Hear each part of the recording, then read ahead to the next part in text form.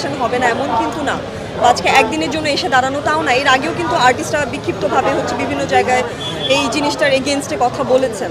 So জেনোসাইডের পক্ষে আসলে কথা বলার কিছু নেই। আর স্টুডেন্টরা আমাদের ফিউচারকে যখন আমরা এইভাবে রাস্তায় গুলিবিদ্ধ অবস্থায় দেখব আমাদের প্রশাসন দ্বারা, এটা কখনোই কাম্য না। সো আমি বিশ্বাস করি যে এই মানে দুর্দিনের একটা সমাধান হবে, কিন্তু সেটা খুব দ্রুত হোক, এইভাবে আর রক্তক্ষরণ না হোক, এটাই এক্সপেক্টেড। জামাত শিবির বা তৃতীয় শক্তিকেও তাকে গুলি করা হয়েছে।